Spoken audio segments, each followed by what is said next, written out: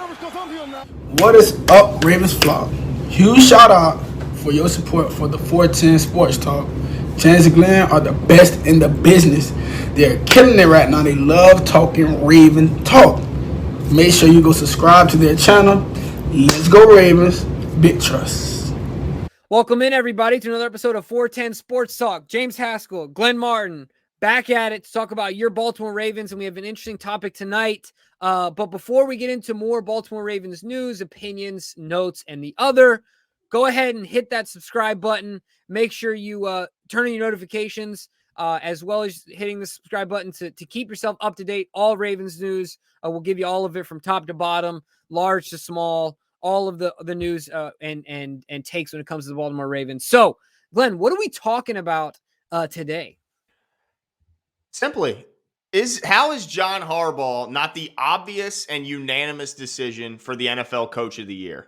I mean, it shouldn't even be a discussion, right, Jimbo? So, I absolutely agree with you. And I guess the only way I would say to frame this is John is number one in my heart and should be number one in the voters' hearts as far as making him the Coach of the Year for various reasons. And I know you get into that, but before we get into strengthening John's case for being Coach of the Year, who are the folks that people are talking about instead of John? Like, I think of Staley from the Chargers, right? Who John just took to school, bent him over his knee, turned his back, just like bread. You remember that Super Bowl when Bill Belichick took McVay to school? Yes, he did. Yep. That's what it made me think of. He said, "All right, youngin, come on. Let me teach you a thing or two." Who other than him? Who else do you think is there that a lot of people are talking about? There's like the hot / like sexy names out there that people are talking about.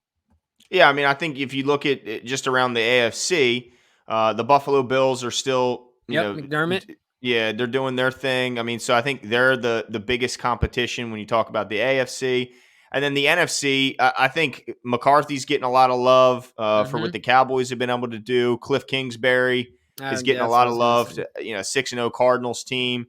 And then I guess you got to give Bruce Arians some love. Although I think the fact that he plays with the GOAT and has the GOAT as his quarterback, and we all remember before he was there, Arians had a losing record with Jameis Winston. I think that kind of knocks him back a peg. And then McVay, the Packers. You think he's in the conversation? Yeah, I mean, he's 5-1. I think McVay's in the conversation, but it's hard when you're overshadowed by a 6-0 Cardinals team in your own division. Yep. So I think that's hurting him right now. But by year's end, he could certainly be in that conversation. And then the Green Bay Packers are certainly always going to be as long as Aaron. But again, that's a lot of that. You can a lot of people rightfully. I mean, if you can tell me if it's right or wrong, a lot of people give the credit of their success to Aaron Rodgers. I think Matt LaFleur definitely deserves some credit. There's no doubt about it. When you consider the tumultuous offseason that he had to go through with whether Aaron Rodgers was coming back, but even with all that said, Jimbo. Wait, you forgot a name. Who's that? Really? What? Dude, Urban Meyer. Are you kidding me? Coach of the Year, bro. Come on, man.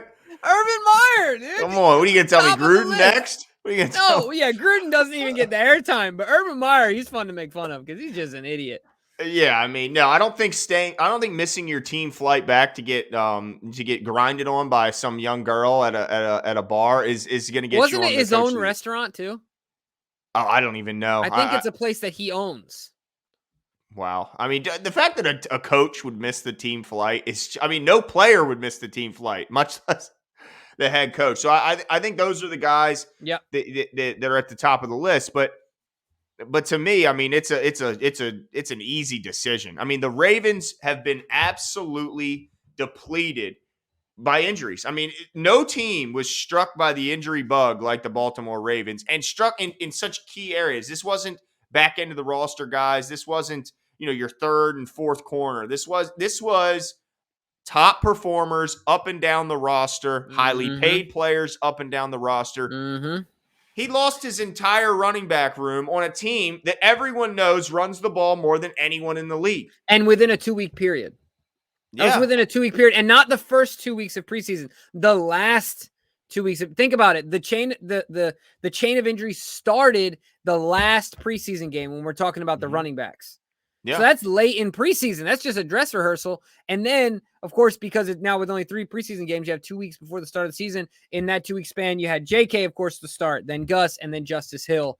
So absolutely. And then not only do we have, if I'm not mistaken, Glenn, like you're talking about the top performers, we have the most guys on IR and the most money dedicated to guys on IR.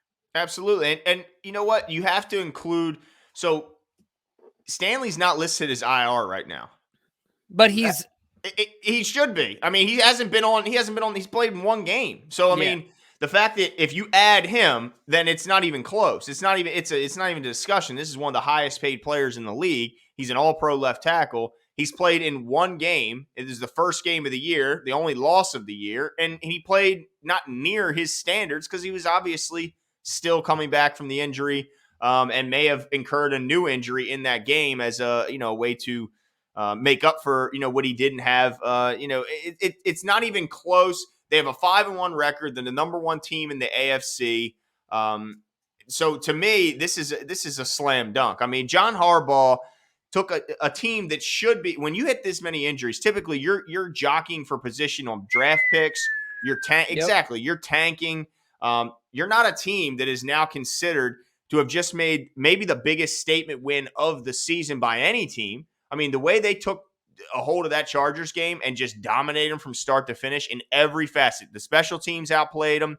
The defense was sensational. They played their best game of the year. And then the offense had multiple plus 70-yard drives, scoring drives. That's what you do. I mean, you stomp on the throat of a team that you see you got down, and that's what they did. I mean, they beat them in every facet of the game.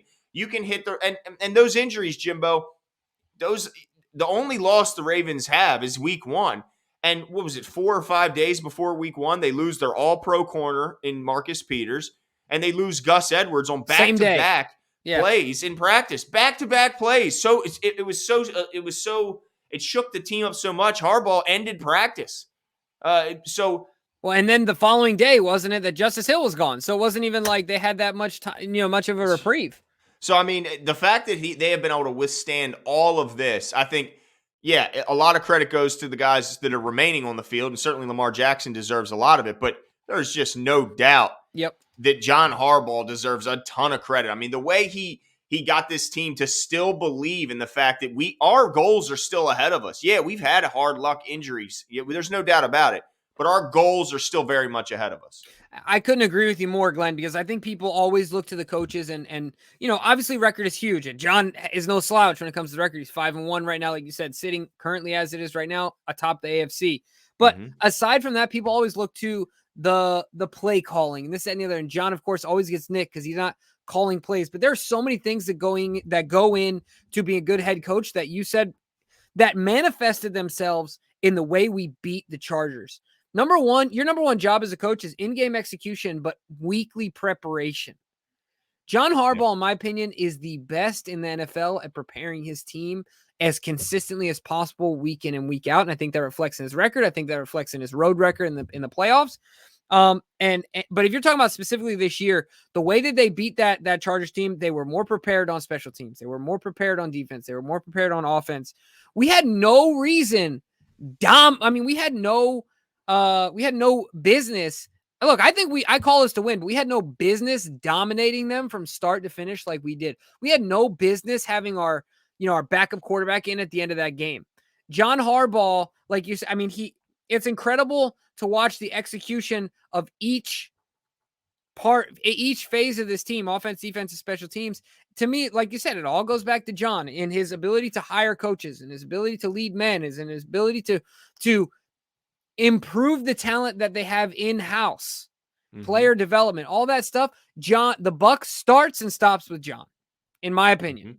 Yeah. And because look, Eric brings the guys in, but John's got to do something with them. So I agree with you. John Harbaugh should be the coach of the year. I've only heard one national media member talking about it. What's her Mina Kimes? Mina Kimes, that's it. And I haven't heard anyone else talking about it. And I absolutely agree with you and her that John Harbaugh should be the front runner for coach of the year. I mean, think about what happened last year with the Niners when they had these many injuries.